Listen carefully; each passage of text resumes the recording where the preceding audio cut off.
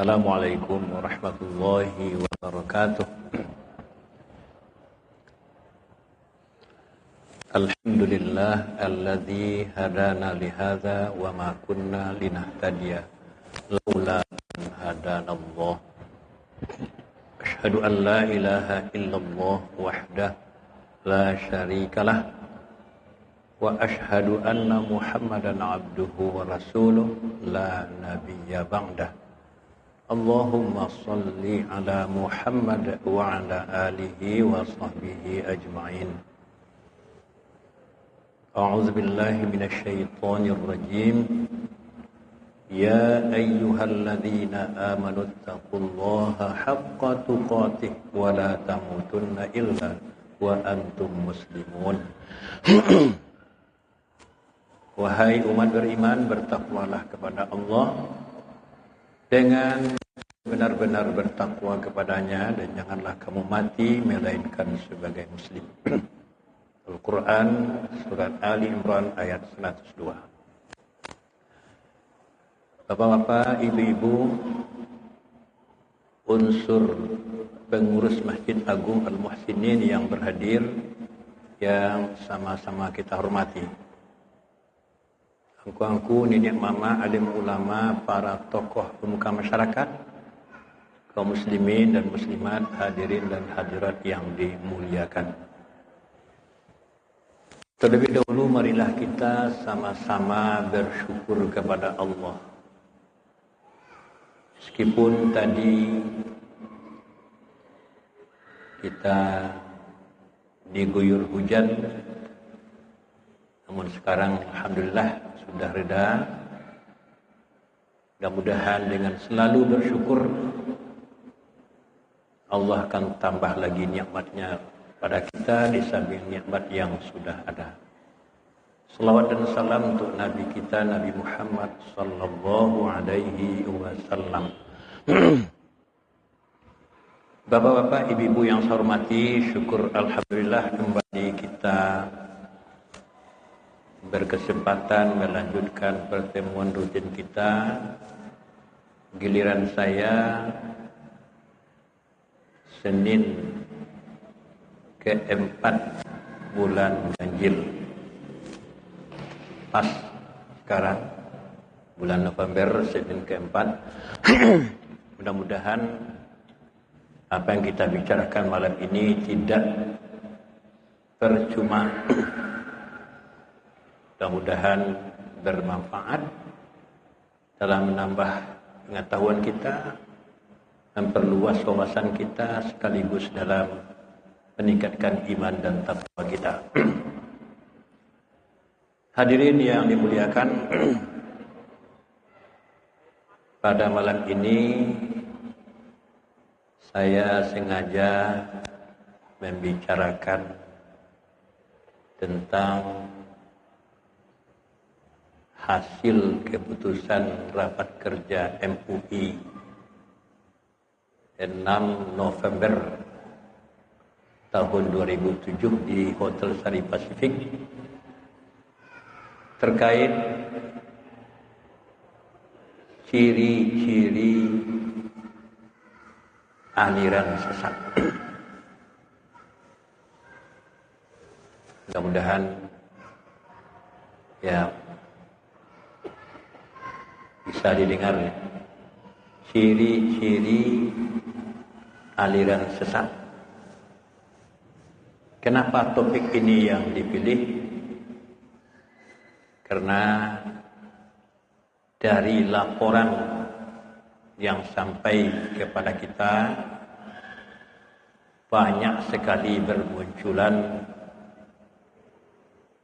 aliran-aliran, ajaran-ajaran di tengah-tengah umat Islam.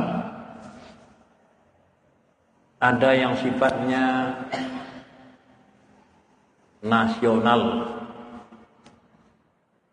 ada yang sifatnya lokal, malah ada yang hanya terdapat di lokasi atau daerah tertentu saja.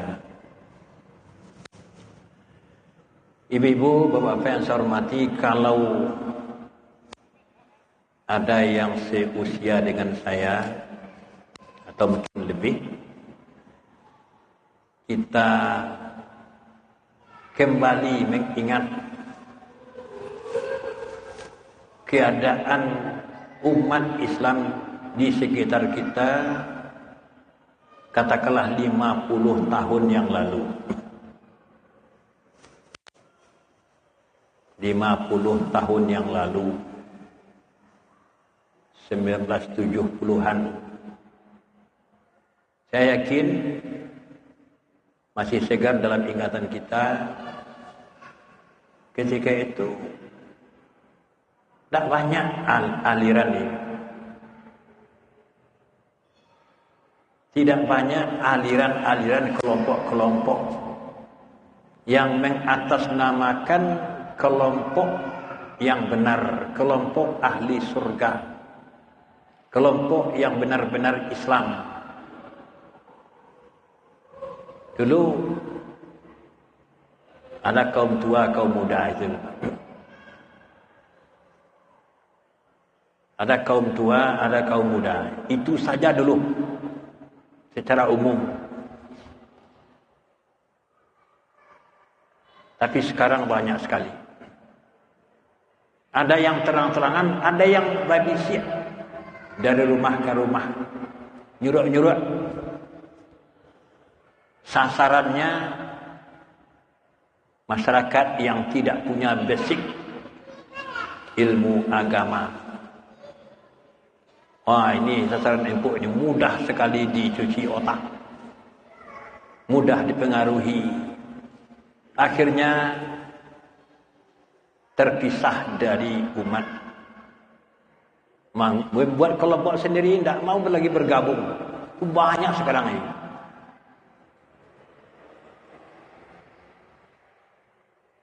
Kalau itu hanya sekedar variasi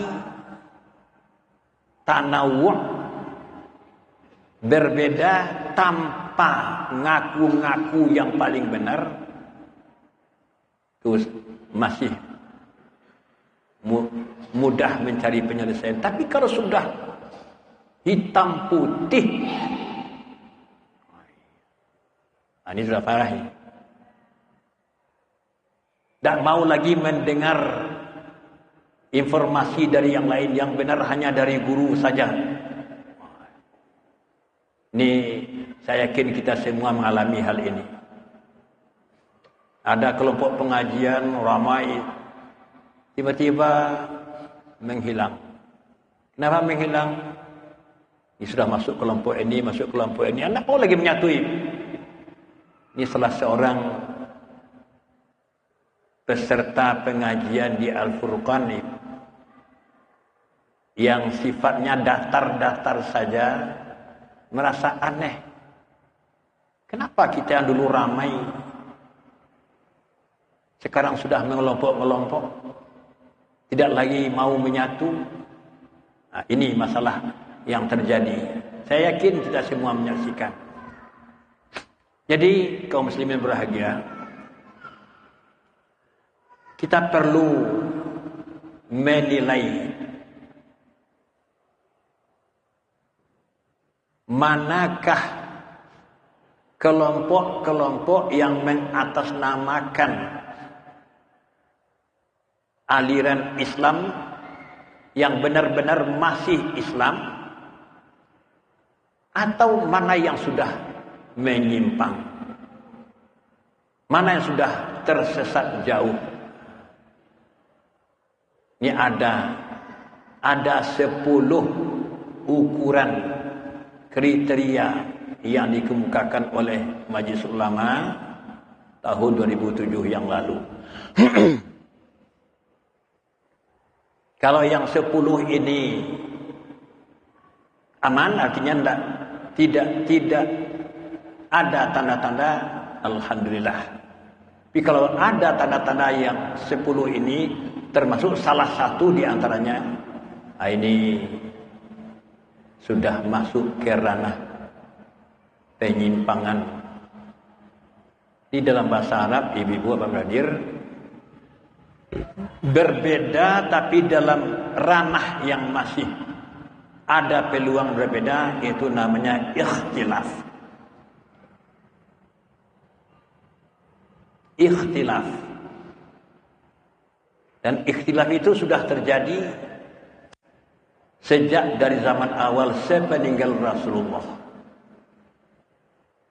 Ini yang sulit diyakinkan kepada masyarakat, bahwa perbedaan-perbedaan yang kita saksikan itu sebagian besar ada yang sudah terjadi sejak zaman awal sepeninggal Rasulullah. Kalau di zaman Nabi perbedaan itu bisa diselesaikan.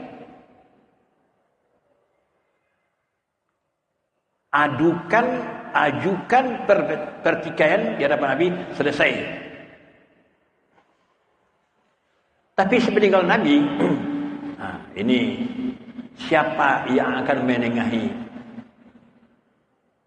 Ada yang memang bertahan berbeda, tapi masing-masing punya dalil, punya alasan, sama-sama merujuk Al-Quran, sama-sama merujuk hadis Nabi, aman. Tapi kalau sudah merujuk yang lain, tidak bisa dipertanggungjawabkan, tidak ada ayatnya, tidak ada dalilnya, tidak ada hadisnya. Ini perlu kita waspadai. Jadi ada 10 kriteria untuk menilai apakah sebuah kelompok, sebuah aliran, satu ajaran masih bisa ditolerir atau sudah keluar menyimpang dari ajaran Islam. Pertama, mengingkari rukun iman dan rukun Islam.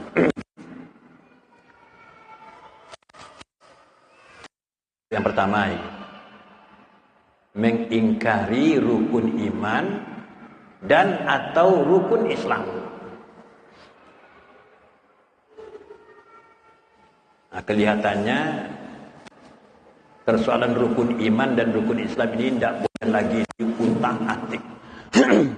Karena dalilnya begitu kuat. Di samping ayat Al-Quran, ditegaskan dalam hadis-hadis Nabi. Buniyal Islamu ala khamsin. Syahadati an la ilaha illallah wa anna Muhammadar Rasulullah wa iqamis shalah wa ita'iz zakah wa shaumi Ramadan wa hajjil baiti man istata'a ilaihi sabila. Hadisnya banyak sekali.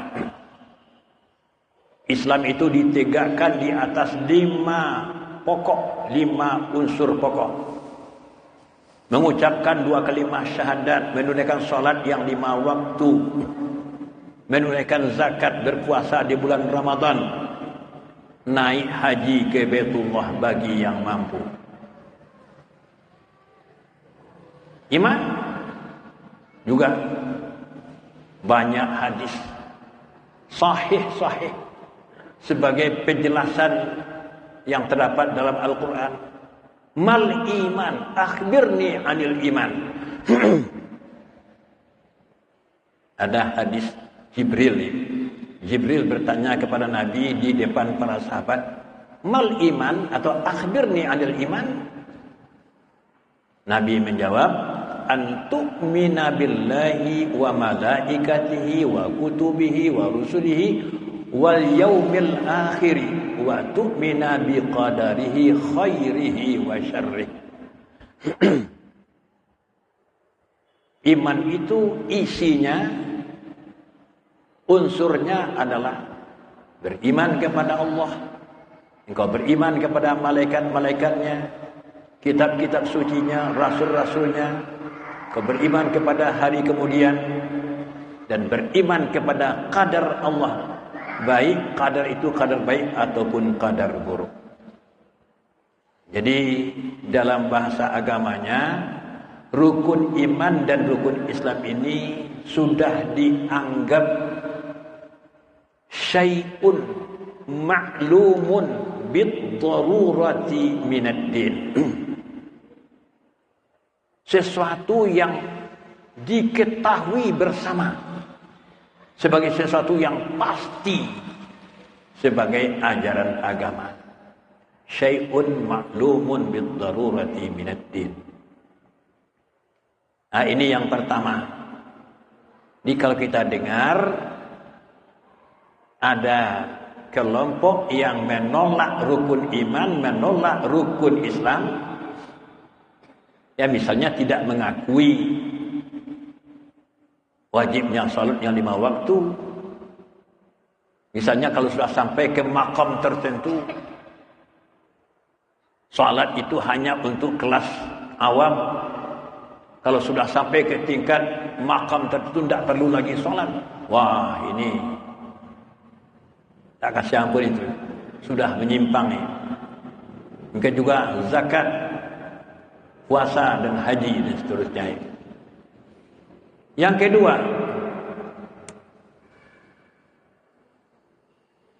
meyakini atau mengikuti akidah yang tidak ada landasan syar'inya berupa wahyu, baik Al-Quran maupun Sunnah. Meyakini atau mengikuti akidah yang tidak ada landasan syar'inya berupa wahyu, baik Al-Quran maupun Sunnah. Akidah, keyakinan, kepercayaan kepada yang gaib, yang unsurnya, unsur pokoknya 6. Ada yang mengajarkan keyakinan tertentu kepada yang gaib, ya misalnya tentang Allah begini begitu, tentang malaikat begini begitu, tentang kitab suci, tentang rasul-rasul.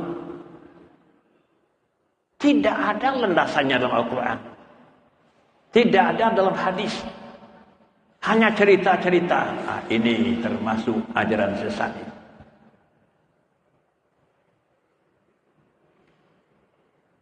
Ingat ibu-ibu, bapak hadir, urusan akidah adalah urusan iman.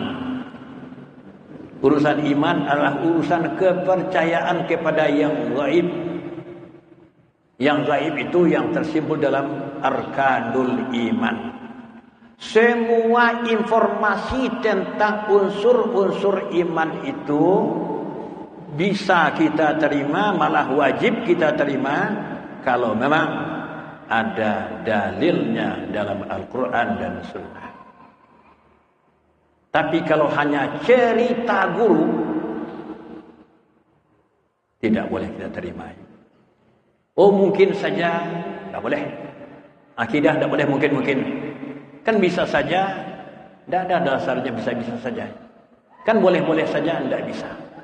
Ini ayatnya, ini hadisnya. Itu yang kedua. Yang ketiga, mengingkari otentisitas dan kebenaran isi Al-Quran. Saya ulangi, mengingkari otentisitas dan kebenaran isi Al-Quran. Apa artinya otentisitas? Kemurnian, keaslian, keotentikan Al-Quran. Bahwa Al-Quran yang ada pada kita sekarang ini, sebagaimana yang tercantum dalam mushaf, itu jugalah Al-Quran yang diterima Nabi Muhammad SAW dari Allah Subhanahu wa Ta'ala.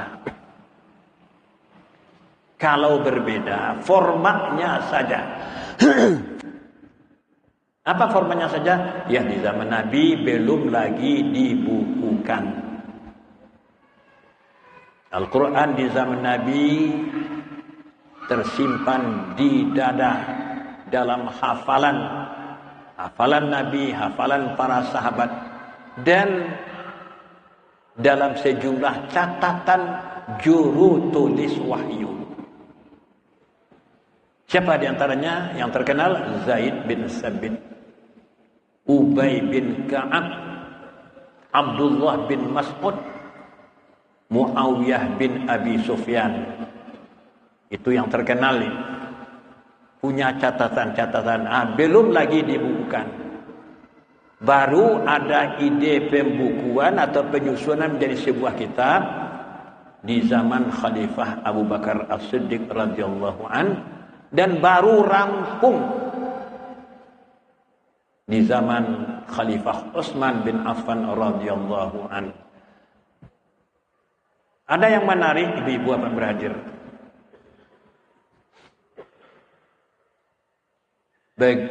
Begitu hati-hatinya para ulama Al-Quran menjaga keaslian atau kemurnian Al-Quran. Jangankan urutan ayat, urutan surat, model tulisan pun dipertahankan.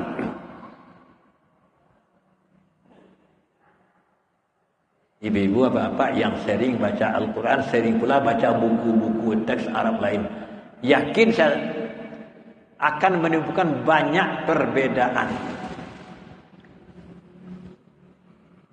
Lihat teks Al-Quran, lihatlah teks buku-buku Arab lainnya. Kita akan temukan sejumlah perbedaan. Apa misalnya? Kalau kita tulis sholat dalam bahasa Arab biasa, ya, shad, lam, alif, ta marbutah. Dalam hadis, dalam kitab-kitab fikih, dalam tarikh, kata sholat itu ya shad, lam, alif, ta. Tapi dalam Al-Quran, apa tulisan sholat dalam Al-Quran?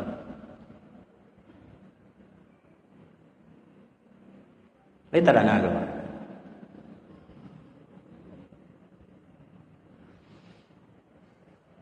Saya yakin ibu-ibu, bapak merasa kaget itu. Kenapa beda? Dalam Al-Quran sholat itu shad, lam, waw.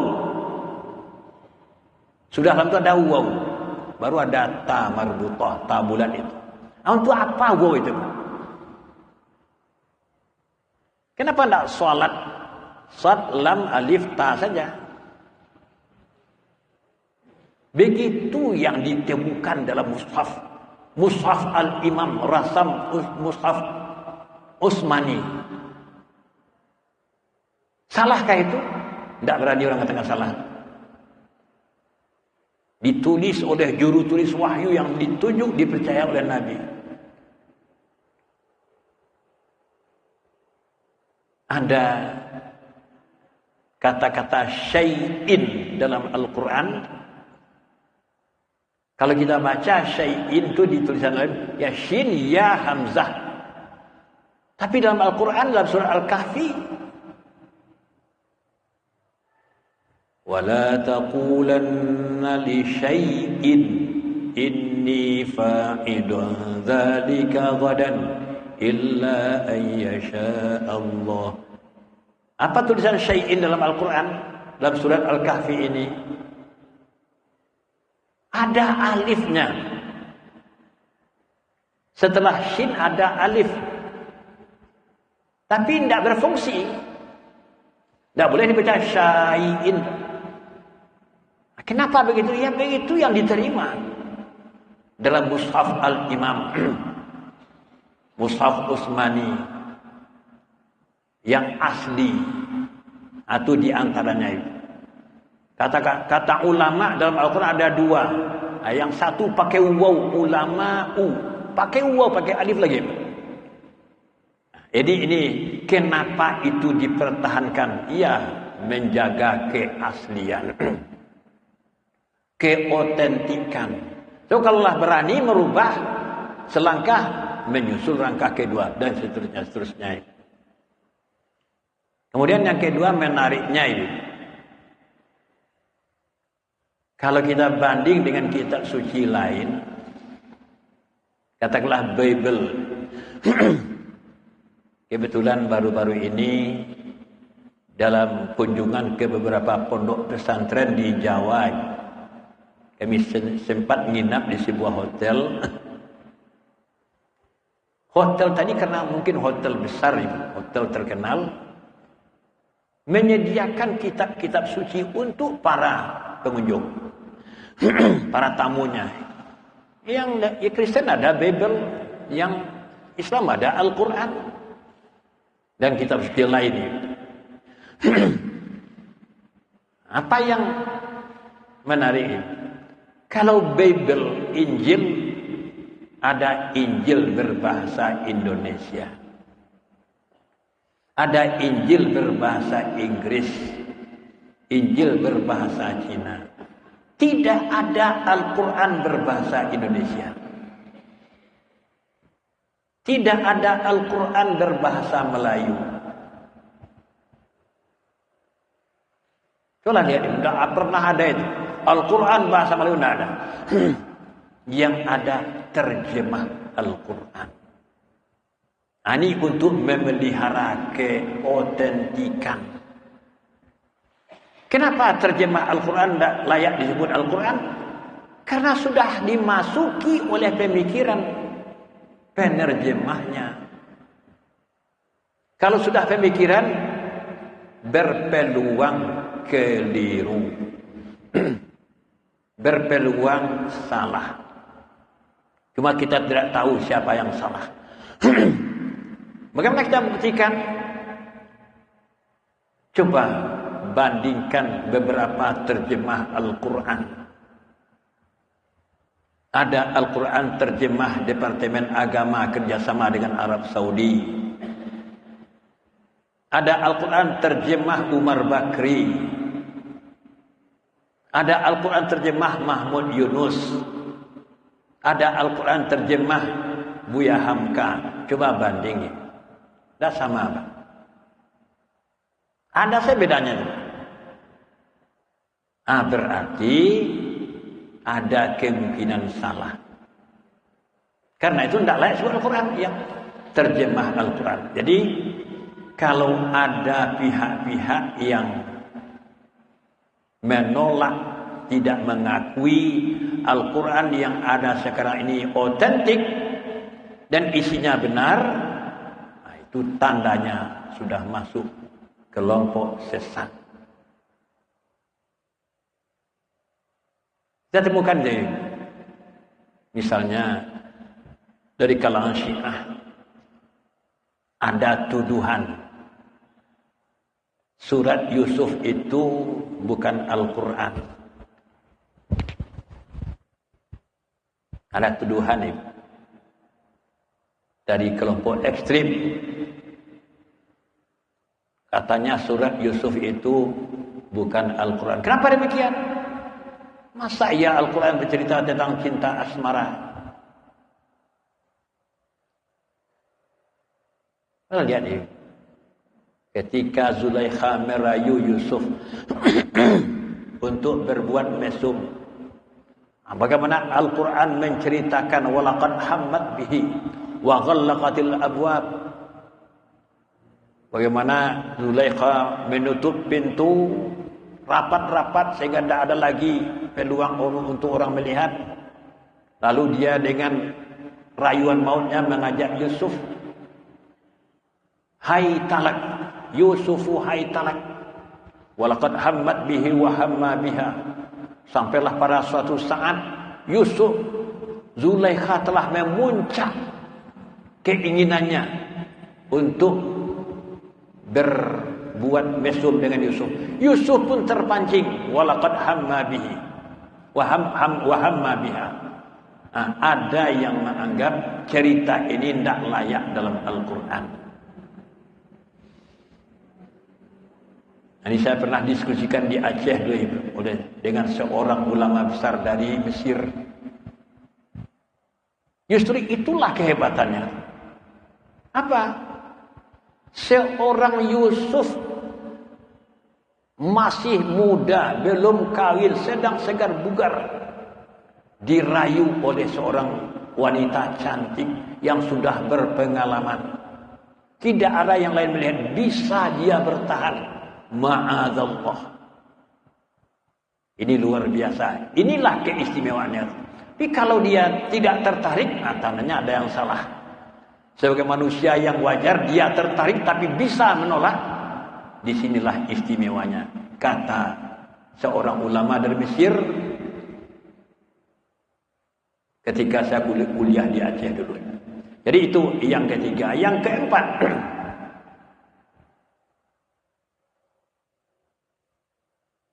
meyakini adanya turunnya wahyu setelah Al-Quran. Dalam keyakinan umum umat Islam itu, dengan wafatnya Rasul, tidak ada lagi wahyu yang turun. Dan ini diisyaratkan dengan ayat yang turun di padang Arafah. Ketika Nabi menunaikan haji wada. Al-yawma akmaltu lakum dinakum wa atmamtu alaikum ni'mati wa raditu lakumul Islam madina. Pada hari ini telah kusempurnakan untukmu agamamu dan telah aku cukupkan untukmu nikmatku dan aku rela Islam sebagai agamamu. Artinya dengan wafatnya Nabi semua sudah selesai. Tidak ada oleh tu buat tambah. Ditambah hancak-hancak, dikurangi sio-sio. Jadi Nabi wafat, Al-Quran terhenti, dan hadis pun tidak ada lagi yang muncul. Karena baik Al-Quran maupun hadis munculnya dari Nabi, melalui Nabi. Nah ini yang keempat. Nah ini beda kita dengan Ahmadiyah. Bagi Ahmadiyah masih ada wahyu setelah Al-Quran. Kalau kita enggak, yang ada paling-paling penafsiran, penjelasan. Kalaupun yang sifatnya dari langit, ilham, bisa saja melalui mimpi. Tapi yang namanya wahyu sudah selesai. Yang kelima,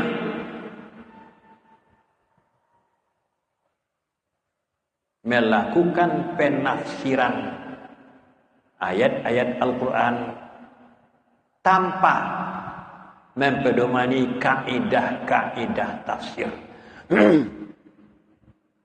Ibu-ibu, bapak-bapak berhadir,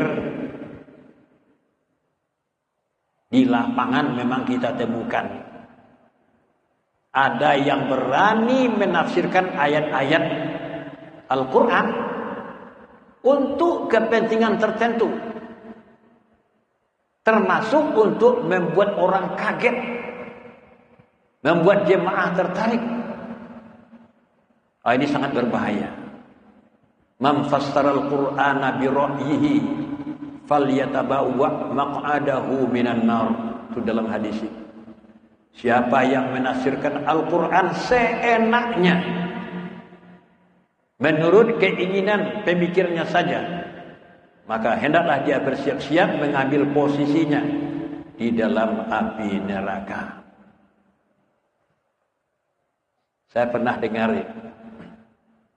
langsung saya tegur. Alhamdulillah yang bersangkutan mau ditegur. Ada juga yang marah saya tegur. Apa yang saya dengar itu? Seorang penceramah di hadapan jemaah yang begitu ramai, karena dia memang terkenal orator, dan itu sudah berulang kali saya dengar.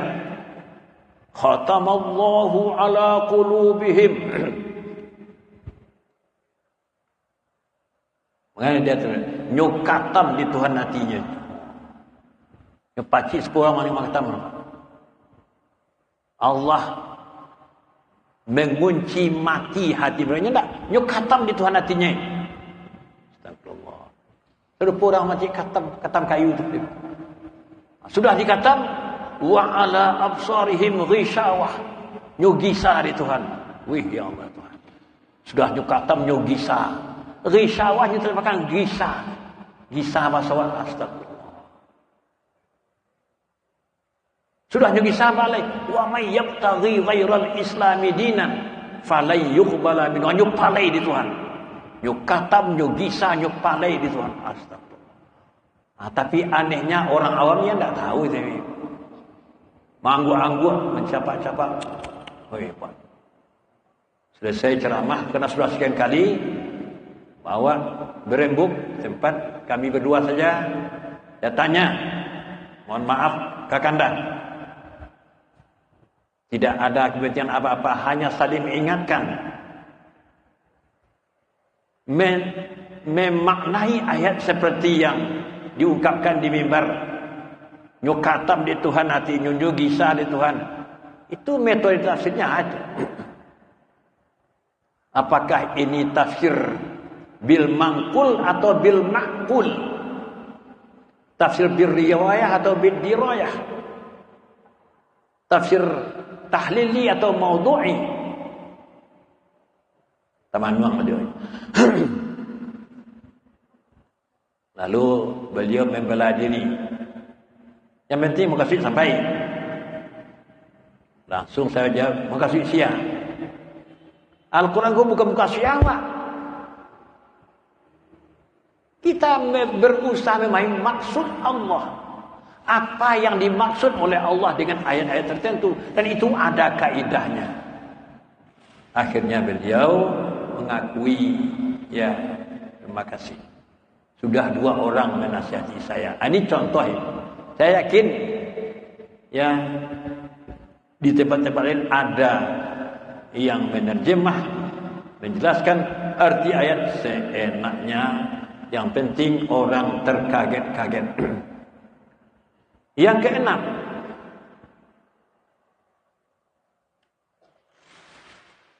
tidak mengakui keberadaan hadis atau sunnah sebagai salah satu sumber ajaran Islam.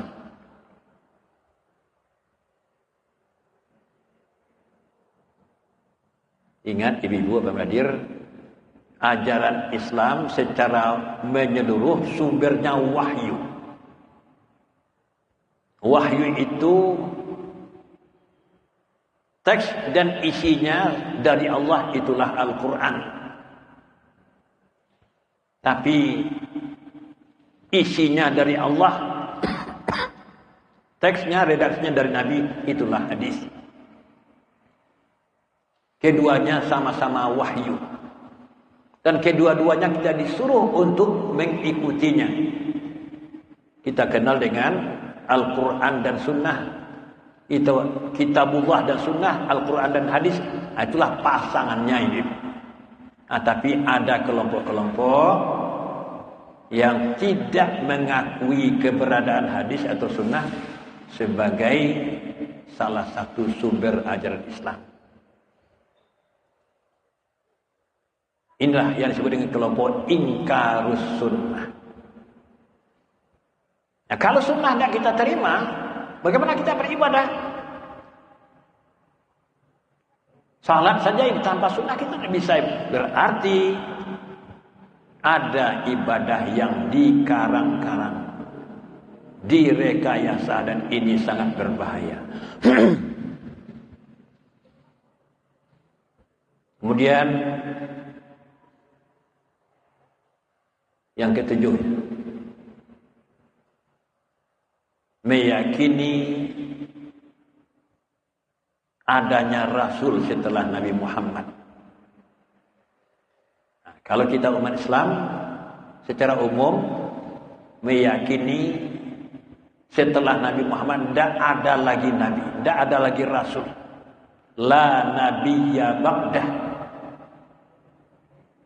Muhammad Rasul terakhir sekaligus Nabi terakhir.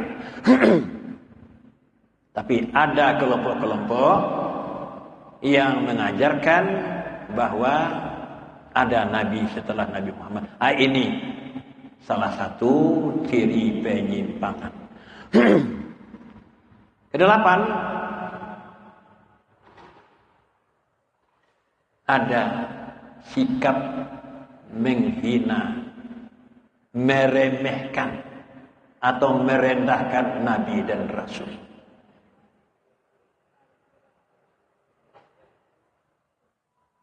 Ada ungkapan di dalam ajaran dalam kelompok itu sifatnya, nadanya meremehkan nabi, malah kadang-kadang menghina nabi. Ini tidak cerita nih Pak Ibu, tidak cerita. Saya dengar langsung ada kelompok pengajian bersurut-surut, masyarakat merasa tidak nyaman, ada pengajian dari rumah ke rumah. Tolong amati apakah ini ajaran sesat atau tidak. Kami berdua menyelusup seperti orang biasa mendengar pengajian. Wah, memang ketahuan ini. Dalam pengajian itu ada cerita-cerita sifatnya merendahkan Nabi. Yang masih ingat di antaranya ini. Ya, guru tadi menceritakan Nabi Musa pernah mandi bertelanjang. Apalah guna ini disampaikan ini? Yang dalilnya tidak ada. Dalilnya ya kata si anu. Jadi mohon maaf Ibu hadir, cerita tentang Nabi kalau tidak ada dalam Al-Quran, tidak ada pula dalam hadis,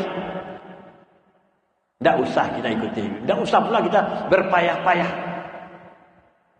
Kalau hanya cerita, apalagi Israelian. Tapi kalau sekadar untuk kepentingan ilmiah silakan. Tapi untuk jadi dasar keyakinan, apalagi untuk ibadah. Nah, ini saya pernah nyampaikan ini. Sering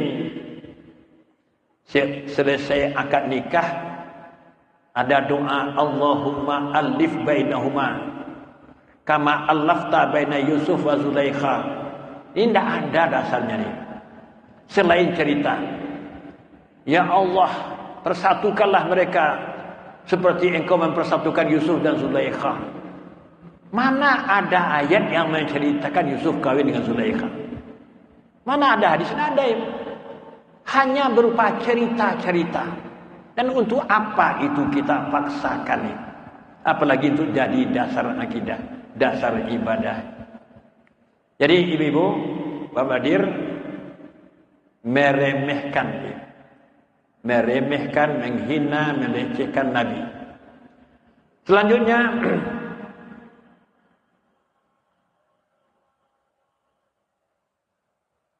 ada sikap merubah, menambah, mengurangi pokok-pokok ibadah. Apa pokok-pokok ibadah? Salat, puasa, zakat, haji. Misalnya ini berubah, ditambah, dikurangi tanpa ada dalil. Ini ciri ajaran sesat. Dan terakhir, mudah mengkafirkan sesama Islam hanya karena tidak sama kelompok. Wah, ini ciri-ciri ajaran sesat. Tidak mudah menuduh orang kafir ini. Ya, menuduh kafir itu kalau ternyata salah, berbaliklah kafir itu kepada pihak yang menuduh. Itu barangkali ibu-ibu, Bapak Hadir, ada 10 kriteria. Mudah-mudahan ya bisa sama-sama kita maklumi. Kalau ada yang perlu dipertanyakan mungkin nanti. Karena waktu sudah masuk ya? Sudah masuk waktu kan? Ya. Itu barangkali mudah-mudahan bermanfaat. Banyak maaf, billahi taufiq wal hidayah. Assalamualaikum warahmatullahi wabarakatuh.